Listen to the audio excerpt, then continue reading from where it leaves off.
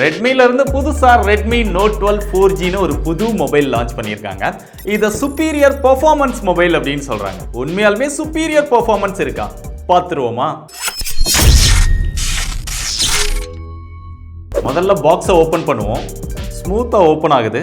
Open பண்ணா உள்ள ஒரு பாக்ஸ் இருக்கு. அந்த பாக்ஸ்ல ஒரு சிம் எஜெக்டர் பின், உள்ள ஒரு யூசர் மேனுவல், நல்ல குவாலிட்டியான ஒரு TPU கேஸ் இருக்கு. அதுக்கப்புறமா உள்ள மொபைல் இருக்கு. அதை எடுத்து வெளியில எடுத்தா செம்மையாக இருக்குது. அதை பற்றி அப்புறம் பார்ப்போம். அதுக்கப்புறம் பாக்ஸ்க்குள்ளே ஒரு 33 வாட் அடாப்டர், ஒரு சார்ஜிங் கேபிள், அவ்வளோதான் இருக்குது. மொபைலோட கலர்ஸ் அப்படின்னு பார்த்தா நம்ம கிட்ட இருக்கிறது சன்ரைஸ் கோல்டு அப்படின்னு சொல்கிறாங்க. ஸோ பார்க்குறதுக்கு நல்லா இருக்கு. இது போக ஒரு ப்ளூ கலர், ஒரு பிளாக் கலர் வேரியன்ட் அவைலபிளாக இருக்குது. ஸோ டிசைன் பார்த்தா நிறைய டைம் பார்த்த ஒரு டிசைன் தான், இருந்தாலுமே கொஞ்சம் அட்ராக்ட் பண்ணுற மாதிரி பண்ணியிருக்காங்க.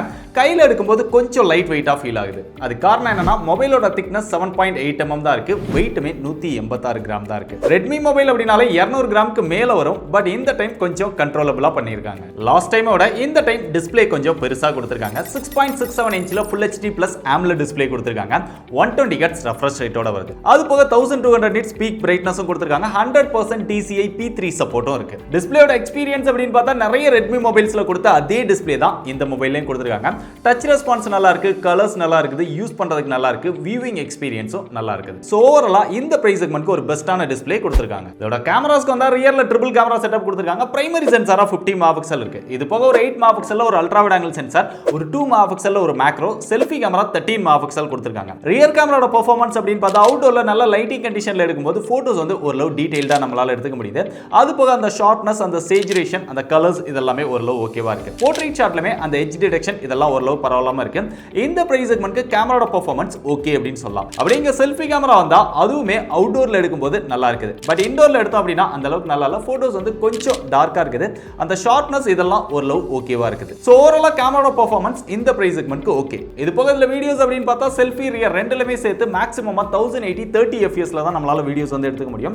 4K கான சப்போர்ட் எதுவுமே இதுல கிடையாது. இதோட சாஃப்ட்வேர் அப்படினு பாக்கும்போது இங்க தான் ஒரு பெரிய ஹைலைட் இருக்கு. இதுல out of the box Android 13 கொடுத்திருக்காங்க MIUI 14 ஓட. இவங்களோட 30,000 ரூபாய் பிரைஸ் செக்மென்ட் வரைக்குமே Android 12 ல தான் லான்ச் பண்ணாங்க. Redmi-யோட Note 12 சீரிஸ் எல்லாத்துலயுமே Android 12 ல தான் இருக்கு. பட் அதெல்லாம் விட இது பிரைஸ் கம்மியான மொபைல். இதுல Android 13 கொடுத்திருக்காங்க. ரொம்ப நல்ல விஷயம் தான்.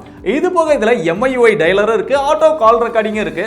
இந்த மாதிரி சவுண்ட் கேட்காம காலும் ரெக்கார்ட் பண்ணிக்க முடியும். இது போக எப்பயும் கொடுக்குற அந்த தேவையில்லாத நிறைய ப்ளோட்வேர்ஸ், ஆட்ஸ் இதெல்லாமே இருக்க தான் செய்யுது. MIUI 13 கம்பேர் பண்ணும்போது MIUI 14 கொஞ்சம் பெட்டரா ஆப்டிமைஸ் பண்ணிருக்காங்க. மொபைலோட பிளேஸ்மென்ட் அப்படின்னு பார்த்தா லெஃப்ட் சைடுல சிம் ஸ்லாட் கொடுத்திருக்காங்க. அது ஓபன் பண்ணா dual sim with dedicated SD card slot இருக்கு. மேக்ஸிமமா 1 TB வரைக்கும் சப்போர்ட் பண்ணும். பாட்டம்ல வந்து இங்க ஒரு மைக் இருக்கு, டைப் C சார்ஜிங் போர்ட் இருக்கு, இங்க ஒரு ஸ்பீக்கர் இருக்கு. சிங்கிள் ஸ்பீக்கர் தான் கொடுத்திருக்காங்க. மியூசிக் எக்ஸ்பீரியன்ஸ் ஓரளவு ஓகேவா இருக்கு.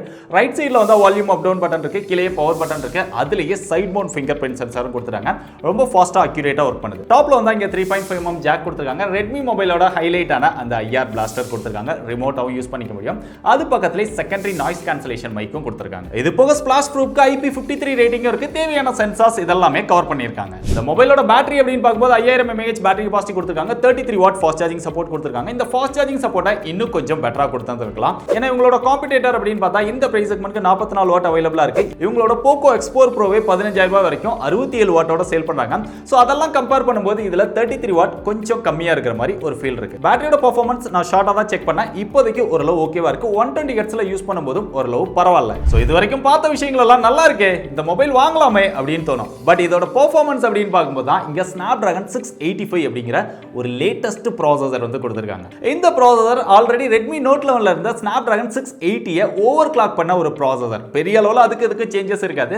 இருந்தாலுமே இதோட ஆண்ட்ராய்டு ஸ்கோர் நம்ம செக் பண்ணி பார்த்தோம் 2,38,000 வருது. பெரிய அளவுல கேமிங் பெர்ஃபார்மன்ஸ்லாம் இந்த ப்ராசஸர்ல எதிர்பார்க்க வேண்டாம். ஒரு normal usage, day to day யூசேஜ்க்கு ஓரளவு மல்டி டாஸ்கிங் பண்றவங்களுக்கு இந்த ப்ராசஸர் ஓகேவா இருக்கும். இது ஒரு கேமிங் ப்ராசஸர் கிடையாது. இருந்தாலுமே நீங்க கேமிங் விளையாடணும் அப்படின்னு நினைச்சாலுமே பெரிய அளவுல ஹீட்டிங் இஷ்யூ இல்ல. பட் இந்த டாப் போர்ஷன்ல ஓரளவு அந்த லிட்டில் பிட் வார்ம் வந்து நல்லாவே தெரியுது. ஓவராலா இதோட பெர்ஃபார்மன்ஸ் அப்படின்னு பார்க்கும்போது இந்த பிரைஸ் செக்மென்ட்க்கு இன்னும் பெட்டரான ப்ராசஸர் வந்து இவங்க ட்ரை பண்ணி இருந்திருக்கலாம். ஒரு 4G மொபைல் லான்ச் பண்ண போறோம் அப்படிங்கிறது முடிவானதுக்கு அப்புறம் இதை விட பெட்டரா இருக்கக்கூடிய G99 இந்த மாதிரி கொடுத்திருந்தாங்க அப்படின்னா இன்னும் சூப்பரா இருந்திருக்கும். இந்த மொபைலோட மொபைலோட ஸ்டோரேஜ் வேரியன்ட் அப்படின்னு பார்த்தா இங்க ரெண்டு ஸ்டோரேஜ் வேரியன்ட் வந்து லான்ச் பண்ணிருக்காங்க 6+64 6+128. மற்ற பிராண்ட்ஸ் எல்லாமே இந்த பிரைஸ் செக்மெண்ட்க்கு 4+128 அப்படின்னு லான்ச் பண்ணாங்க.